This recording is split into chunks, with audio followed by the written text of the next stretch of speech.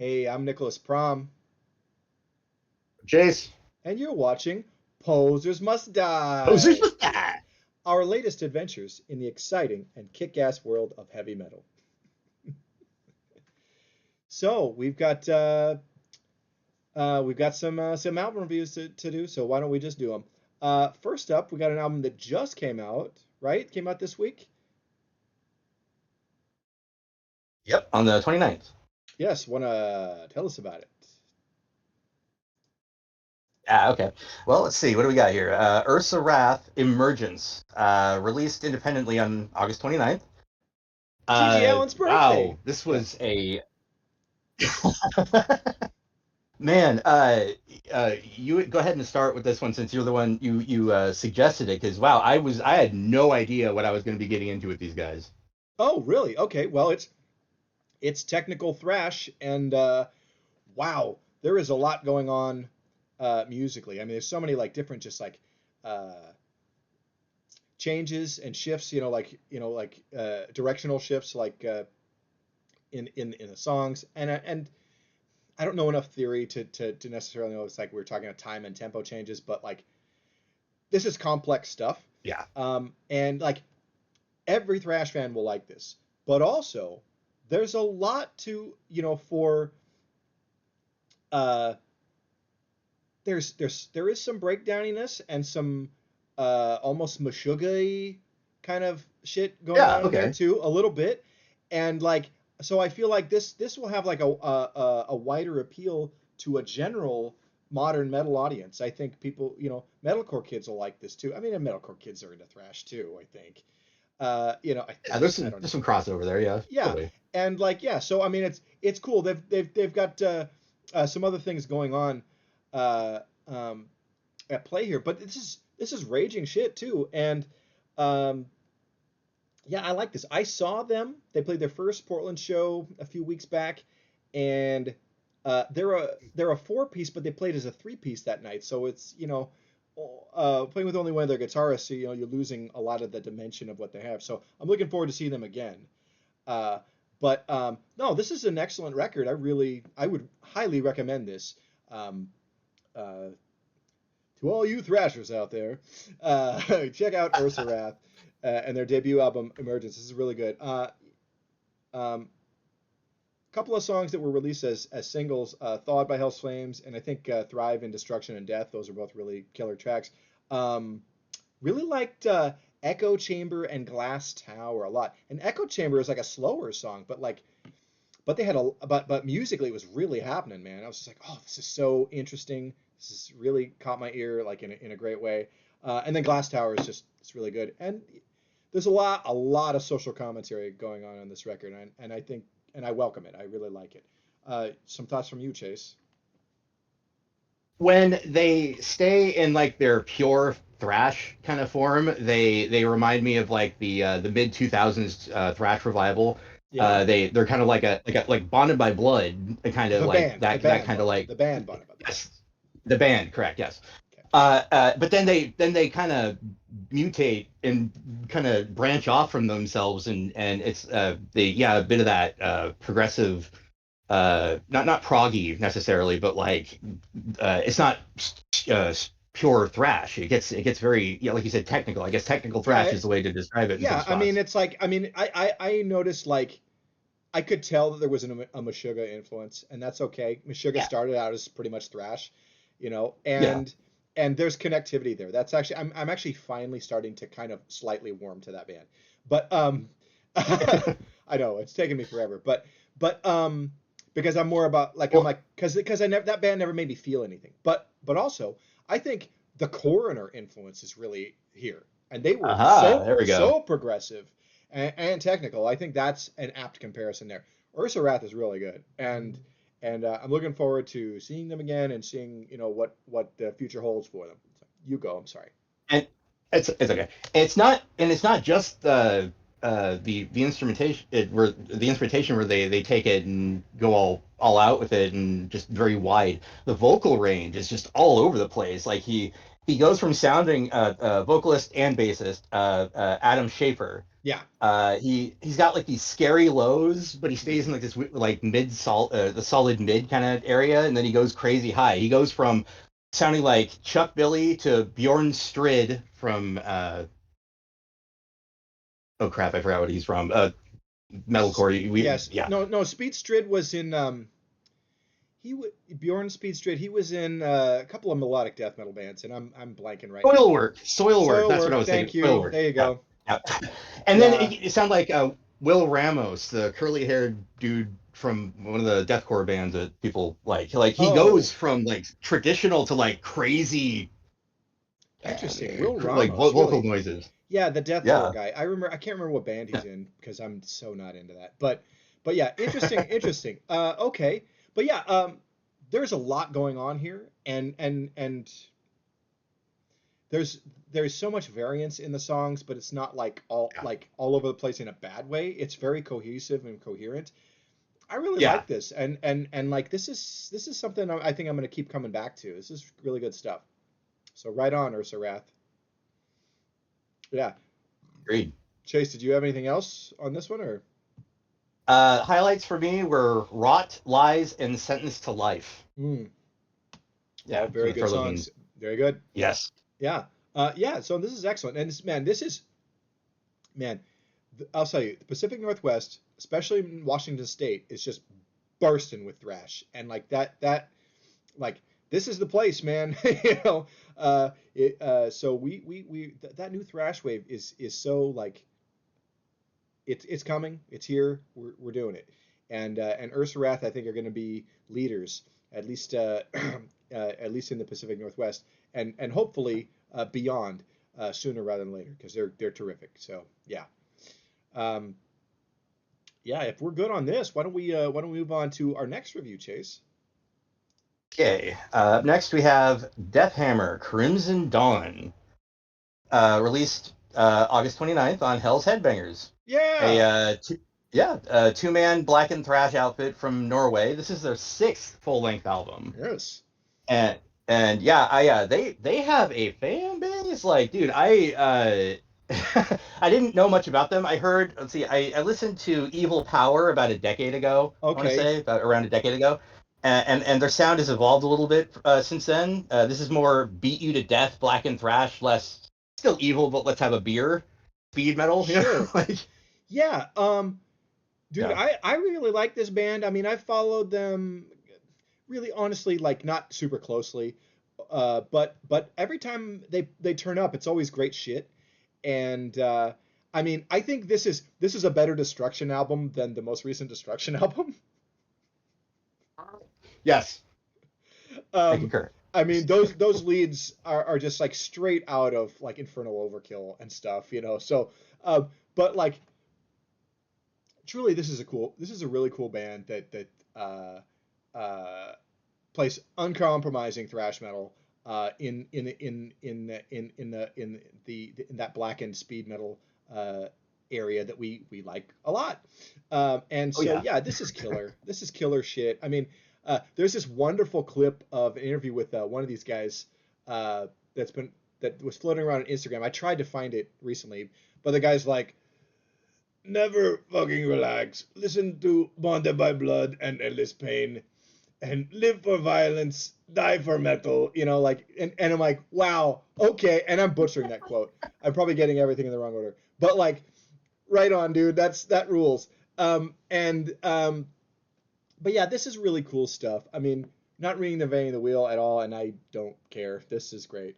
Some highlights for me: Satan's Sword, uh, Sword. Yeah, uh, Nocturnal Winds of Fire, Nocturnal Winds of Fire. Yeah, yeah, Legacy of Pain was really good. I mean, it was like it's yeah. I mean, like you like the earliest, most raging shit from like you know like the Teutonic Trio yeah. from Germany. Uh, yeah, and like first two albums from all of those bands, and like that's this band, you know, you know, and it's great. I mean, I just really dig this, and it's funny because I thought they had been around a little earlier. I think they only started in 2005, but like they're kind of carrying on from like those bands like Gehenna and Disaster and stuff who were like flying the Yeah. flag for thrash R noir flying the flag for thrash at, in the late 90s and early 2000s when a lot of people really weren't.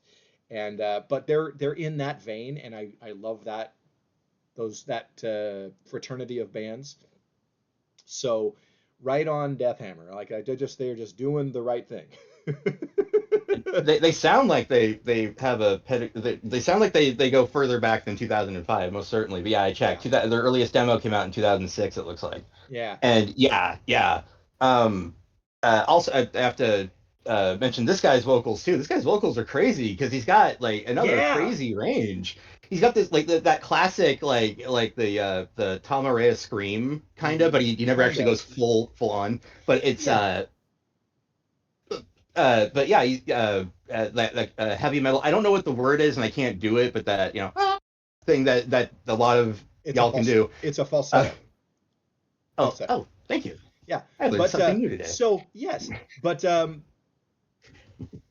yeah, and I think this is the vocals are really what set them aside apart from a lot of the other black and thrash bands because I'm like sometimes I think there's too much of that particularly. But like yeah, the thing about like why they sound quote unquote older because they're finding that crazy 80s thrash vocal and they're doing it right. They're like Yeah. a lot of the beauty of a lot of those bands is they would just have some like wild vocal style and like oh you know what it's a little bit like Iron Angel. Ah, Yeah, like some hellish crossfire shit, okay. a little bit like that. But yeah, or like yeah, I think it's they're drawing from the Germans, like Living Death, like just all those great bands. Um, but Yeah. uh, but yeah, dude, Deathhammer rips. And sixth album, I thought they had more, but like they have a ton of demos and splits and singles and shit too. So they definitely not less resting on their laurels. They definitely stayed busy throughout this time. It's uh, Yeah. a half a dozen full lengths in 20 years might seem like uh, well, I don't know. What is that? What does that math out to? About an album every 6 years or so. Yeah. Okay, Da, but da, da, da. yeah, but they're great, and keep it up, Deathhammer. You are doing a sound that we want to hear. I don't know Keep how doing them sounds. doing them sounds, them sound doings.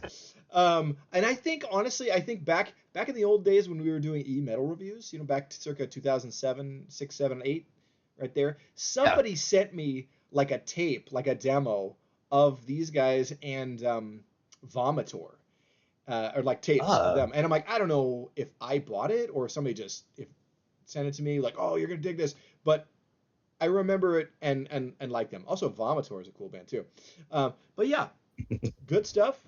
And yeah, Deathhammer, Yeah. big horns up for this. Um, we love thrash. Goddamn. Okay. This much is clear, yes. Yes, right. Chase, how about what do we got next? What do we have next on the plate for Chase's classic album? For Chase's classic album, we have Raven, All for One, released in Yeah, August 1983 on Neat Records. yeah. Yeah. Oh Yeah. man. Okay. So Neat Records, hell yeah. Um, Yeah.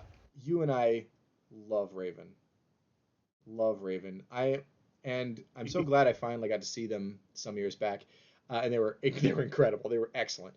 Um, it's so funny. My history with Raven, it was like it took a long time for me to actually like for them to click with me, like for me to like. But now I love them. But like I remember, okay, I'm like 14 and getting into Metallica, and you see them thank Raven in the liner notes, and like you hear about the Kill 'Em All for One tour. I'm like, oh man, Raven's gonna be like crazy, right? And like yes, but like I'm 15, then I pick up not this record, but their first album, Rock Until You Drop, and I am like, what the hell is this? It was just not at all what I was expecting or wanting. And so I was disappointed. It was another one of my I got burned by a Nawabum record, you know. But um but later I came to appreciate them, probably because when I heard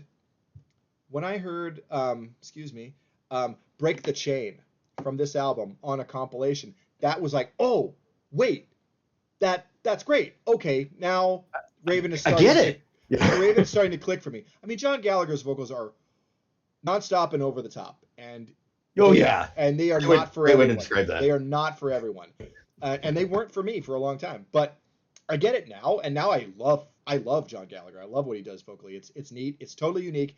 Nobody sounds like him. You'll never hear Raven and mistake them for anybody else. Yep. And I love them. They are just they're one of the progenitors of speed metal, and they're so original. Like nobody in the new wave of British heavy metal sounds like them. You know, not not even close. But yeah, they're great. I mean, and so great songs like Mind Over Metal and All for One, Sledgehammer Rock, Run Silent, Run Deep, Take It Away. You know, like Athletic Rock. Like most of this album is just like yes, yes, great, great, great. You know, so and none of it sucks. So yeah, it's just this album is really a lot of fun. If you just want to have a rockin' speed metal time, it's like like hair metal is party rock, and then thrash metal, or is like kind of like no, we're being serious, and being about more being technical and stuff. And Raven kind of sits in the sweet spot between them. I'm not saying they're like a hair band, but this is party metal. You know what I mean? Yeah. Okay, Yeah. like so yeah. I fucking love this Well, album. Go ahead. yeah, and the reason I chose this one is because it was my all killer no filler Raven album, just beginning to end. I love every track. And since you brought them up, I guess I should ask, uh, Dokken breaking the chains or Raven breaking the chain, to put Well, the two like against breaking the each other. chain. Yeah, I am gonna definitely take Raven, and I love Dokken. Don't get me wrong. yeah, yeah, Dokken yeah. is number one with a bullet for hair metal. They're the best. Love Dokken, but but Well, no, no, no. and okay. Oh yeah, I'm right there with you on that one. Okay, but how about Raven Seek and Destroy or Metallica Seek and Destroy? I'm gonna say Metallica Seek and Destroy. Raven Seek and Destroy is actually kind of forgettable, Ah, but comparatively. I have to agree with you there too. I Yeah, have to agree with you there too, but here's the unfortunately. thing: But yeah, both albums came out in 1983. They toured together, and they both have a song called Seek and Destroy. Pretty funny, yeah. you know. I didn't So know they toured together. I was gonna bring that. I was gonna bring that up. Oh, both came out in '83. I wonder what that was all yeah, about. Oh, they toured together. Oh, yeah, okay. yeah, That's a yeah. good. That's an interesting bit. Well, they were both on Megaforce. Well, a Megaforce was distributing or whatever fuck licensing or whatever the fuck from Yeah. Neat in the States. Okay, so John and Marcia Zazula put together the Kill 'Em All for One tour. So it was Raven and Metallica, and so that was Metallica's first real tour. Yeah, and I think it was Raven had played the States, but I think it was also their first U.S. tour as well. So there's a lot of there's a strong bond between these two bands, um, and but yeah, Raven is so much fun. Jesus, I saw them with And Diamond Head too. Uh, oh god, that would have been awesome. like yeah, I know. Like man, my double dose of new wave of British heavy metal, and it was so awesome. But yeah, dude. Um, I I also had this to say, since you mentioned they sit in the middle of serious and fun with the blending of genres and whatnot.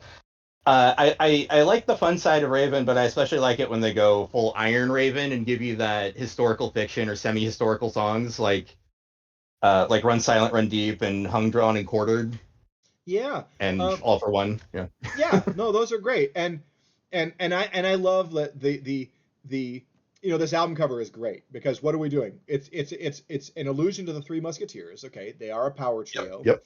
Um, Mhm. and there's no D'Artagnan in this, but it's like Yep. Porthos, Athos, and Abnegazar. I can't remember what the third one was. Nebuchadnezzar. Nebuchadnezzar. Yeah, fuck, I don't even know. Abednego. I can't remember. Ramos was Kronos, yeah. Kronos, Montes, Abaddon. I can't remember who the third musketeer actually was, but anyway, think it But was anyway, Aramis or something like that. something like that. I don't fucking know. But Yeah, I love that, and you know the three swords, and it's great. yeah, I love that. But John and Mark, one, a brother, a literal band of brothers, because John and Mark Gallagher, and then yep. for a big chunk of their career, Rob Wacko Hunter on drums until the very late '80s. He was replaced. But but yeah, dude. I love this album. Raven is so kick-ass. Just if I want if I want fast and fun, I reach for Raven, dude. You know, and you know your ultimate speed metal trio is Raven, Motorhead, and Venom, and like that's a road trip that to hell. That like that's awesome. That what a mix. But yeah, dude. I'm making that road trip to hell mix. I'm making that now. Yeah. Here's what you do. You just take all the early singles from all three of those bands from like the prime era, and there's your speed metal Yeah, mixtape. But yeah, dude. Yeah, I don't have a whole lot more to say. Just like, dude, Raven is great, dude. And oh, I want to note, John Gallagher is recovering from brain surgery. He had a hematoma, a bleed on the brain. Now he's expected to make a full recovery, but Raven did have to cancel their summer dates, while John recovers. We wish him all the best, a speedy recovery, and damn, hope to see Raven in the U.S. again soon, because you got to see him. I want to see him again. yeah, I do. Please, Um, yes. yeah, I know you love them, and I do too, and gotta have it, baby. So, but yeah, Raven, all for one, 420 out of 69. This is speed metal classic. All right. So with that, I think we just have our show calendar. I didn't have a chance to update this week, so it's just a few things. And next week I'll try to have more on there. But let's see what do we have. This very Friday, I am gonna go see Hog, whose album just came out last week, and we'll be reviewing it on the next episode. They're playing Yep. they're playing with R.I.P., who are Doom. My friend Fuzzy is a singer in that band, and it's a band called Asphalt. It's gonna be at the Twilight. That's gonna be a fun time. Let's see what else we have then. Oh, an update. So Atomic Terror's Seattle show on September 6th. Trencher had to drop off, or they canceled their tour. They just weren't finding a lot of. They were having some problems. They canceled their tour because they weren't finding a lot of places to play or something. I don't know. Hmm. But that sucks. But you're gonna have a triple thrash threat there, Seattleites, with Hellslot, Atomic Terror, and Voldary. So that doesn't suck, and that yeah. Please go to that. Yes. uh, let's see. And then on September 11th, this Thursday, I'm going to be going to the High Limit Room. Finally, going to check out the High Limit Room to see Haggis, but more importantly, to see Posthumous Regurgitation. I work with one of the guys in that band, and we are going to be doing an interview very soon with him. So watch out for that, folks. Very cool. So with support from Simeon, Rank and Vile, and Secret Service as well. This should be a fun time. It's going to be basically a grindcore show. Not my usual, but hey, I can stretch. That's cool. And yeah, it should be a fun time. Should be a fun time. Please come out to that. And then Saturday, September 13th, at the Hawthorne Hideaway, from band the Black and Thrash outfit Grave Witch are going to be playing with support from Maggot, Sorcerer, and Atomic Terror, and Death Nut. And yeah, that'll be a fun time. Please come out to that. It's going to be good. Sounds like a fun time. Yeah, September 17th. I can't go. It's like a Wednesday, but people who have Wednesdays off or whatever, go see Haunt. Great traditional heavy metal band. That'll be a cool time. And the High Water Mark's a great place to be. Baby. Indeed. And then, of course, we've got your show of shows Saturday, Saturday, October 11th.